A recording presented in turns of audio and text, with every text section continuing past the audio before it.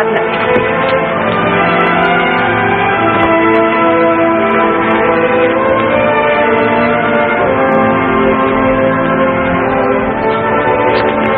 Lily, would you mind repeating that, please? Didn't you hear my answer, Dr. Hardesty? Yes, but I want to make sure that my adjustments are correct. The possibility of isolating protactinum and subjecting it to a bombardment of neutrons brings into the foreseeable future the development of a weapon much more powerful than the hydrogen bomb. Lily, where did you learn that? The only mention of that problem is in my top secret file there in the laboratory. I worked it out. Lily, we're brought here because of certain claims made concerning your mental ability. Are you aware of those claims? I know what they are. Are the claims justified? They are substantially correct. Yes, I'm afraid they are. I have a little girl, just about your age. Will you wait here, Lily, please? Corporal, just keep an eye on her, please.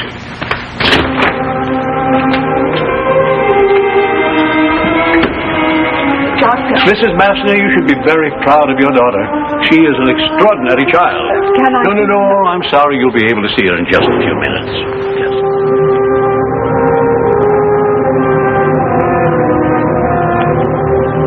Well, Doctor, is she a fake? She is no fake. That 9-year-old girl has a mentality equal to some of our most brilliant physicists. I questioned her about her background. She could read and write when she was a year old.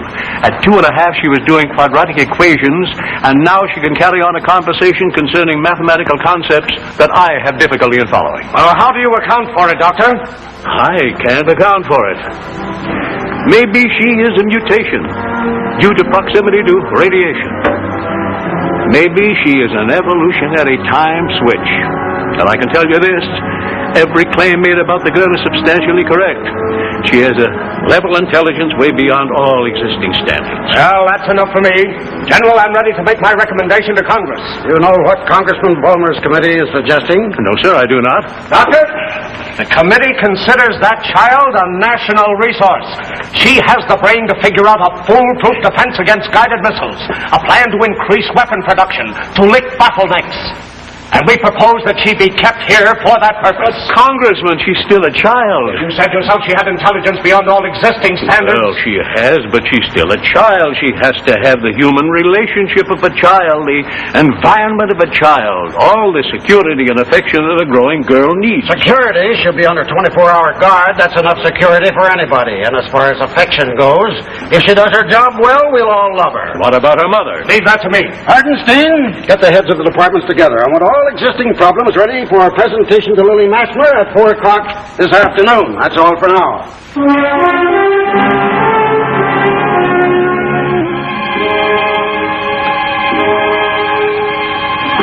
I don't understand. Can't she help you in the way that you want without your keeping her here? She's just a little girl. Mrs. Massner, your daughter is not just a little girl. Surely that has been made clear to you. You'll have to face the facts, ma'am. Your daughter is a freak. Well, not in the usual sense, Mrs. Massner. No, indeed. As a matter of fact, you should be extremely proud of Lily. Why, she has the opportunity of doing the national defense, one of the greatest single services ever performed by an individual. May I talk to Lily, please, Mr. Fulmer? If she really wants to... Get the kid. General, please. Get the kid. Yes, sir. Lily, will you come in here, please? Lily, do you know what these men want you to do? They want me to stay here and advise them. Do you want to? Wouldn't you rather come home with me? Home to Daddy.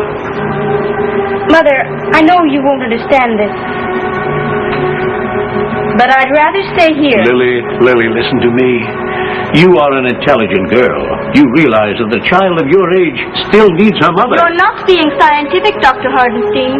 You're being emotional. Just because you have a daughter of my age, don't let yourself be guilty of false reasoning. It is obvious that I have no further need for my parents. Lily.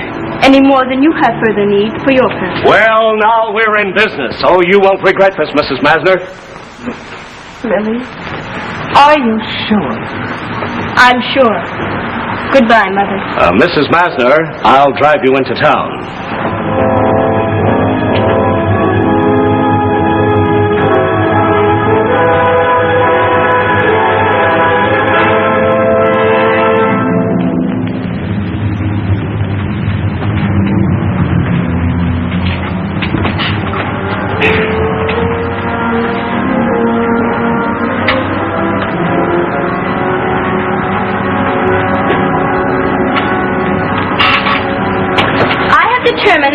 necessary to reassemble the protactitron so that the positive ions to be accelerated are introduced at the center of the D system, where they are repelled by the positive D1 and attracted by the negative D2.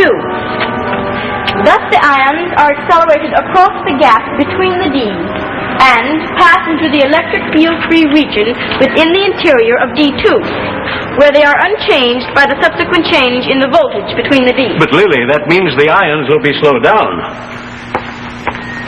Not if the electrical potential is reversed at this point, Doctor, and D1 becomes negative and D2 becomes positive. That'll be all for today, General Gates. Yes, sir. Yes, Lily. You're excused, gentlemen, that's all.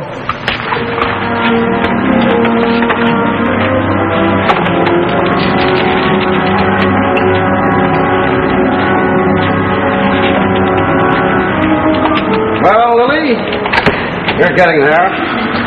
We're getting there. In the 6 weeks that you've been here, we've accomplished more than we have in the last couple of years. But listen, I've never brought this subject up before, but I would like to know.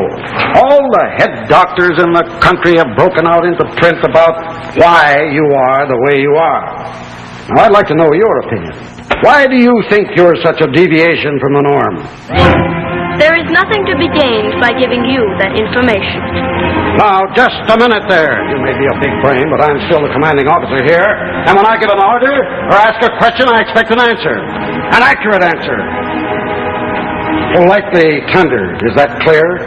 Neither is there anything to be gained by taking this childish attitude, Gates. Why, you little shrimp, I could have you court-martialed. I could also take you across my knee.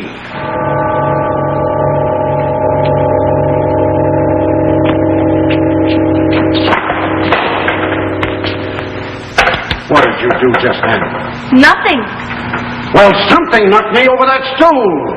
What did you do? I merely suggested it to you. Suggested it? Precisely. I could have suggested that you jump out the window. It's 12 stories down. But that would have upset the time patterns. The time patterns? Certainly. The patterns by which the future may be calculated. Now, just a minute. Do you mean to say that you can foretell the future? With reasonable accuracy. It's simply a matter of applying the past rhythm to the future rhythm and determining which of the possibilities is the correct one. Never mind that. If you can foretell the future, then you can foresee military attacks, right? Of course. Do you know of any attack on us? I do. Soon? Very soon. Well, in heaven's name, Lily, tell me when. Who? I won't. You won't? No. I will do nothing that will alter these time patterns. This is rank insubordination.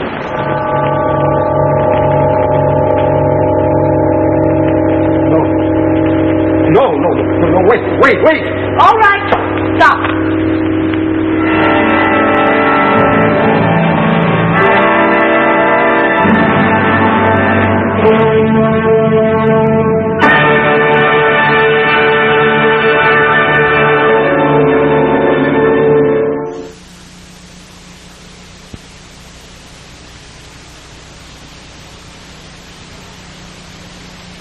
Well, Doctor, do you think she's bluffing or don't you?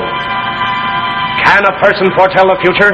Gentlemen, up to now, science has believed the future to be the result of an infinite progression of probabilities, with the added factor of a complete randomness. If Lily has discovered a pattern to that randomness, yes, I think it's logical to believe that she can foretell the future, and I wish she couldn't. What do you mean by that? General, for almost 10 years I've been the head physicist here. My work has been entirely in the field of atomic development. And by atomic development, I mean this bomb, our latest achievement, A-33. Capable of 1,000 times more destruction. We are aware of the power of A-33, Doctor. What has that to do with it? Congressman, I am a scientist. Science is life. I am a student of life. This is death. The only way we scientists can force ourselves to work with death is not to think of the probable results of our work. And now comes along a little child, equipped with the power to look over our shoulder and say to us, I can tell you precisely and exactly what the result of your work is going to be. Don't you understand? I don't want to know the exact, precise result of my work. I very much prefer not to know it.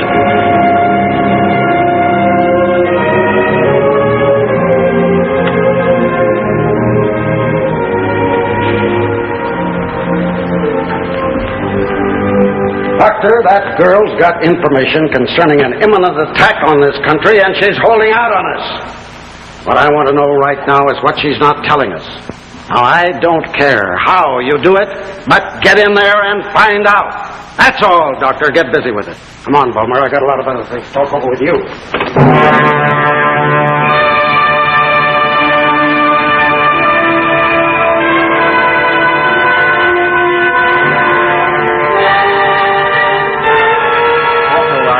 I'd like to speak with Lily for a few moments alone.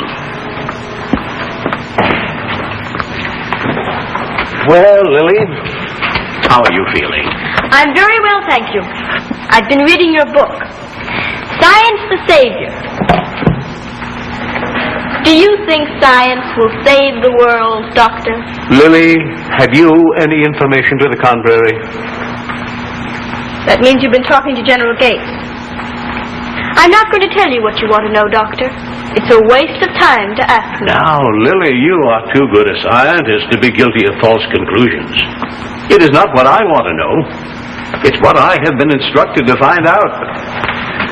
You know that I have a little girl just about your age back in Massachusetts? I think I mentioned that before. Yes. What's her name? Amanda. I haven't seen her for almost 2 years. That's too bad. You should have seen her while you still had the chance. Meaning that I no longer have a chance? You were planning to visit her for Christmas. Yes, how did you know that? Of course, your time rhythms. You mentioned Christmas. This is August. Are you saying that within 4 months... I'm saying nothing. But you inferred it. Inference has value only when supported by demonstrable facts. I like you, Doctor. You're the only one who hasn't treated me like a freak. Please don't ask me to tell you things I mustn't tell you. Lily, why are you withholding this information? You must understand how important it is. Now, didn't you read in this book, Chapter 7, the section on humanism and science? Yes, I read it. Are you practicing it now? Science is life, you say. Are you helping to progress life? Are you? More than you know. By refusing to tell us about this proposed attack so we can prepare for it and save lives. And how would you prepare for this attack? No! I'll tell you. You would prepare for it by striking first. And then the enemy would retaliate.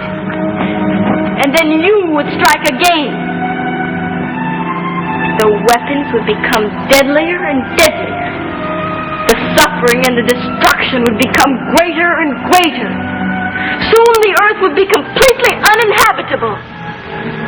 Science, instead of being the savior, would become the destroyer.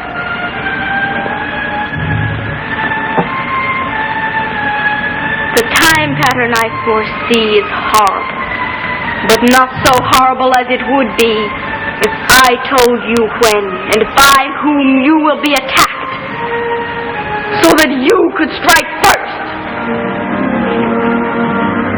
Who are you? Will you tell me that? Where did you come from and what has made you? You made me, Doctor. Science made me. The discovery of how to split the atom and make destructive weapons of a size and power never before contemplated made me. I'm a direct evolutionary product. Like the man who invented the wheel.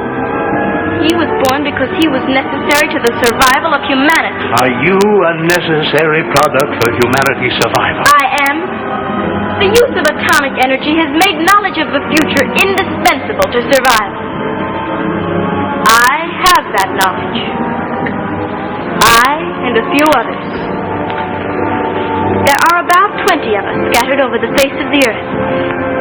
In the destruction that is coming, no more than 150 million people will be left living on the earth. We 20 will be among them. We will survive. And when the fighting and the dying have finished, and when the diseases and the plagues that will follow have finished, we 20 will set about rebuilding the world. Lily, listen to me. Not as a scientist, but as the father of a little girl about your age. You let me know so I can protect Amanda. I can't do that. I'll not reveal the information. You mustn't ask me to do that, Doctor. It isn't safe. How can you be so hard? You made me what I am. People who make bombs know why they're making bombs. You helped us. You showed us how to make deadlier bombs. I have increased your ability to destroy yourself. That is all. I have hastened the process, knowing that my effectiveness cannot begin until yours is over. And my daughter. You have sacrificed your daughter. I can tell you only to what extent you've sacrificed her. Tell me, please. Lily, you must. You must tell me.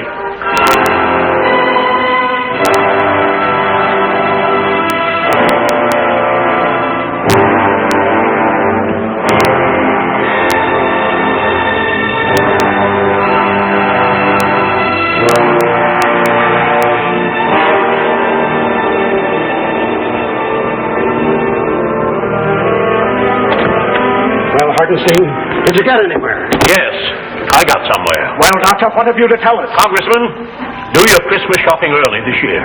And how would you prepare for this Well, attack? we- No, I'll tell you. You would prepare for it by striking first. And then the enemy would retaliate. And then you would strike again. The weapons would become deadlier and deadlier. The suffering and the destruction would become greater and greater. Soon the earth would be completely uninhabitable. Science, instead of being the savior, would become the destroyer.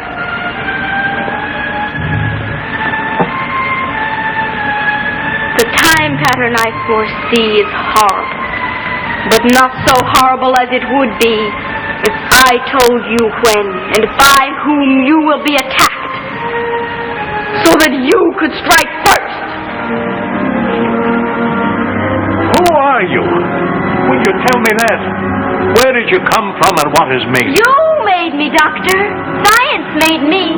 The discovery of how to split the atom and make destructive weapons of a size and power never before contemplated made me. I'm a direct evolutionary product, like the man who invented the wheel. He was born because he was necessary to the survival of humanity. Are you a necessary product for humanity's survival? I am. The use of atomic energy has made knowledge of the future indispensable to survival. I have that knowledge. I and a few others. There are about 20 of us scattered over the face of the earth. In the destruction that is coming, no more than 150 million people will be left living on the earth.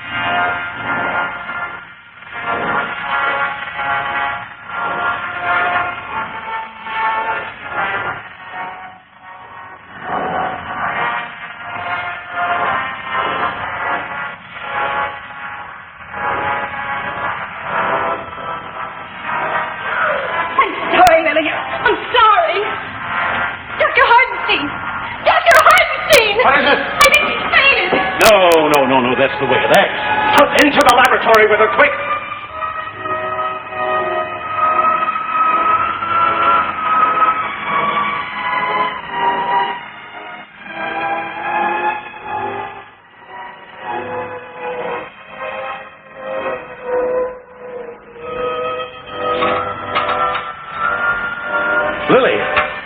Lily, are you all right?